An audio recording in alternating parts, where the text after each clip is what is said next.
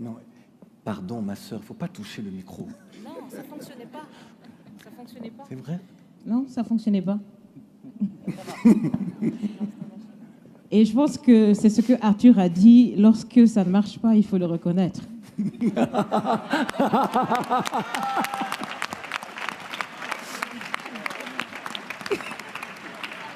C'est ma faute, c'est ma très grande faute.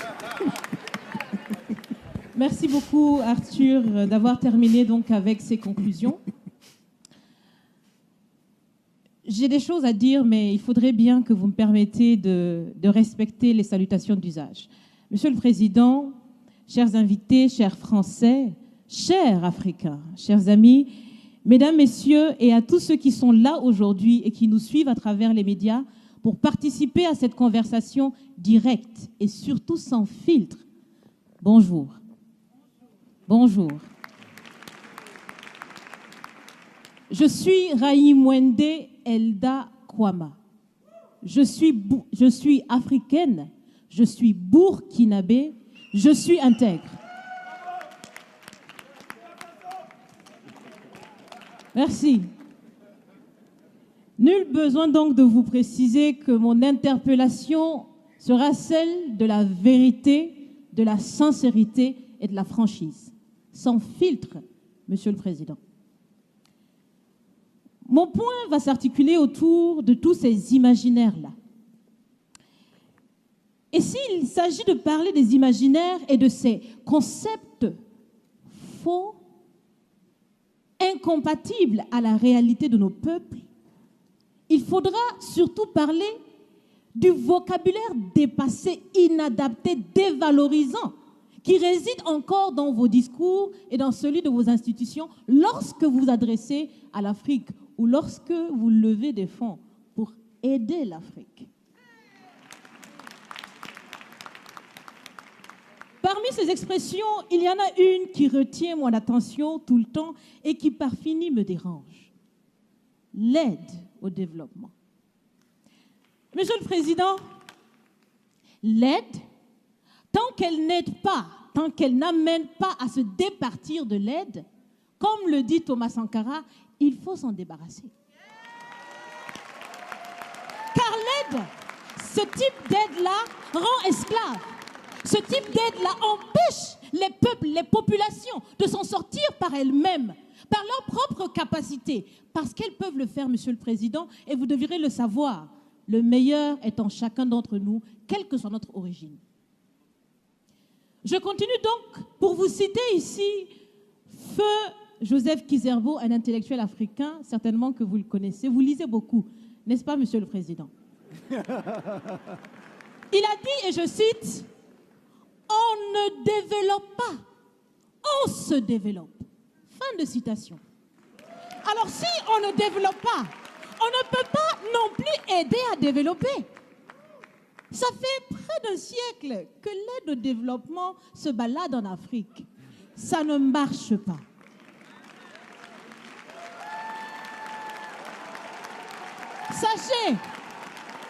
Sachez que l'Afrique se développera par elle-même, par le potentiel local et celui de la diaspora, et certainement dans l'interdépendance avec les autres nations de la planète, mais surtout à travers des collaborations saines. Je répète, saines, transparentes, constructives. Il y a des têtes bien faites, il y a des investisseurs aussi en Afrique. Nous innovons déjà en Afrique. Et si ce n'est pas co-constructif, dans cette relation qu'on imagine, on n'en veut pas. C'est donc fini. C'est donc fini les expressions « Sauvons l'Afrique ».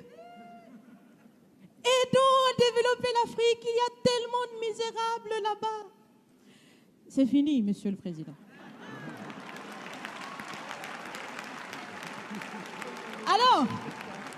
Alors, si on doit vivre ensemble, parce qu'il le faut à tout prix, ça sera dans l'interdépendance, je répète, mais surtout et aussi dans le respect et la valorisation des uns et des autres.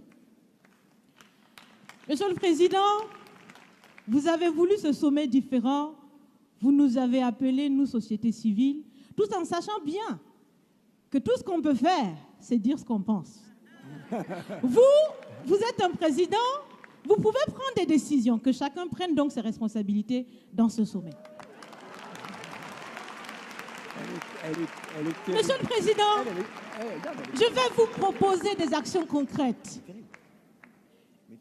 Est-ce que vous savez, je pense que vous le savez, l'AFD, l'Agence française de développement, fête bientôt ses 80 ans.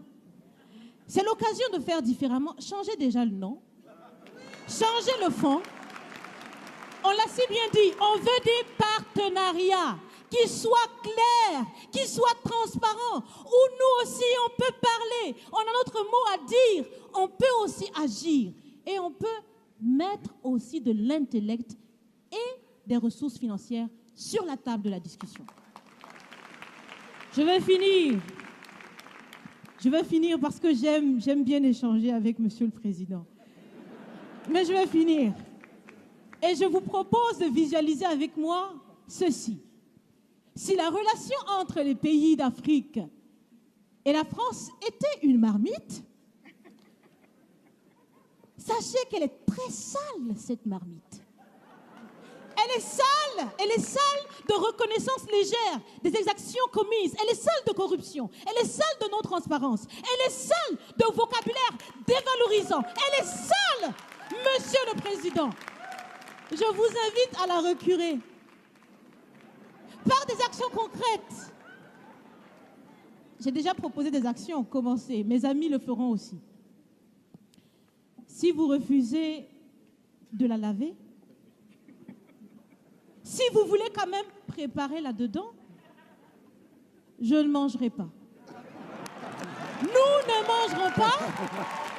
L'Afrique ne mangera plus. Le repas. Écoutez. Le repas.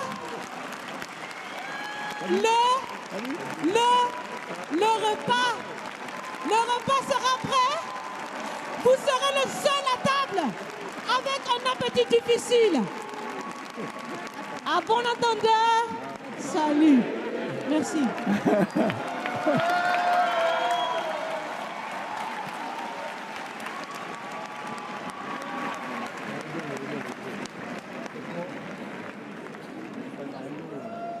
La parole maintenant à Cher Fall du Sénégal. Merci Claudie.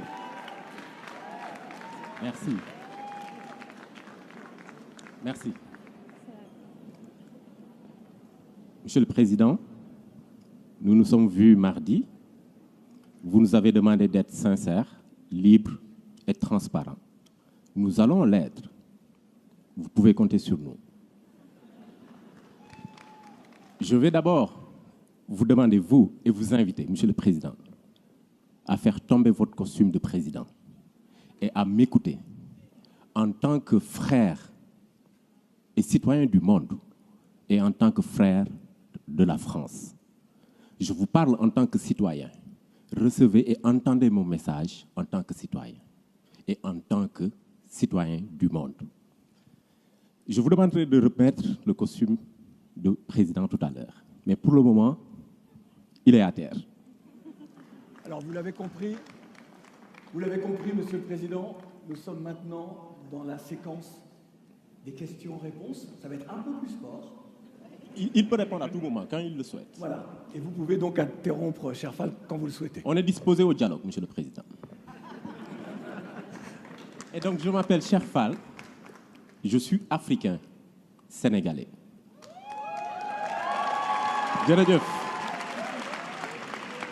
Je suis, Monsieur le Président, à la tête d'une organisation panafricaine qui est présente dans 40 pays.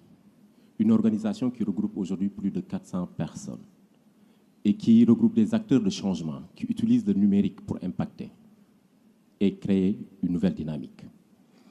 Monsieur le Président, je suis de cette jeunesse africaine, engagée, motivée, contestataire, mais très réfléchie et très ouverte au monde.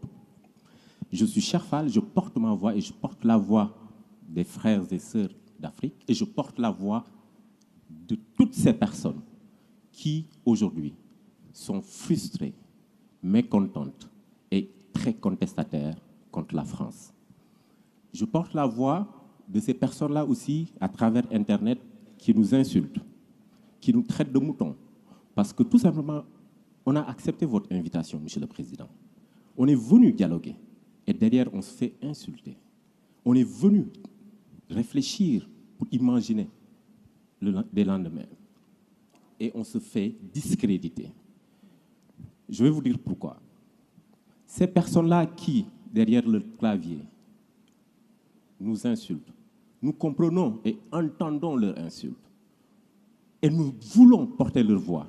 Et je vais vous les transmettre. C'est de la colère, c'est de la tristesse et c'est beaucoup de mécontentement. L'Afrique et la France ont eu un passé commun. Et ce passé est toujours présent, lourd à porter pour nous.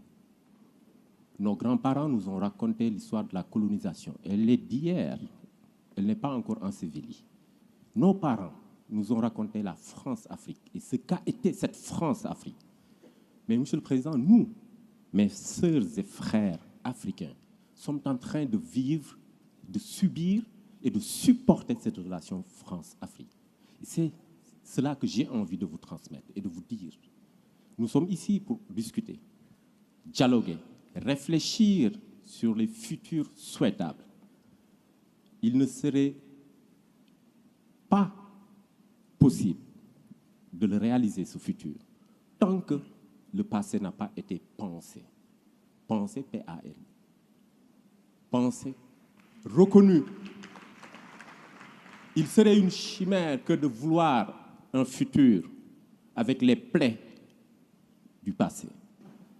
Monsieur le Président, ce passé est lourd et continue à peser sur nous. Je vais vous inviter maintenant. Vous pouvez remettre votre costume de président. Je vous invite ici et maintenant à un rendez-vous historique. Je vous invite à prendre ici et maintenant des engagements forts, des décisions fortes pour reconnaître et accepter de demander pardon au continent africain. Vous sentez beaucoup d'émotion dans ce que je suis en train de dire. Effectivement, je suis très ému et je sais que je ne suis pas le seul à être ému. Mais j'ai envie de vous inviter à ressentir un peu de cette émotion.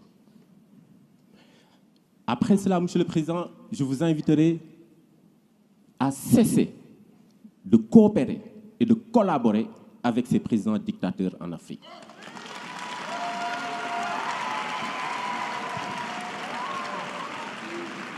Monsieur le Président, toujours avec votre costume de président, je vous demanderai et vous inviterai à arrêter cette pseudo-coopération paternaliste. Programmez un dispositif de retrait progressif et définitif de vos bases militaires en Afrique. Ensuite, Monsieur le Président, je vous invite, ensemble, mettons un mécanisme de collaboration franche afin de renforcer les acquis démocratiques dans notre pays. Nous vous avons proposé un fonds par le biais de Achille. Mais il ne faudrait pas que ce fonds soit uniquement financé et porté par la France. Nous avons des Africains qui défendent la démocratie et qui sont des philanthropes. Et nous les invitons, moi, à travers ma voix, la voix de mes amis, Mo Ibrahim, Jay Naidou, Tony Emelunu et tant d'autres, rejoignez-nous, travaillons ensemble, finançons et portons le changement. Et pour finir, Monsieur le Président, mettez en œuvre vos engagements d'Abidjan à propos du franc CFA. Mettez en œuvre, mais allez au-delà. Prenez la décision historique de refuser à partir de maintenant la garde de la réserve des fonds du franc CFA ici en France. Je vous remercie. Je termine, Monsieur le Président, en vous disant que si nous devons construire en chambre, il nous faut penser le passé. Il nous faut faire tomber les symboles et il nous faut changer et modifier les postures. Je vous remercie.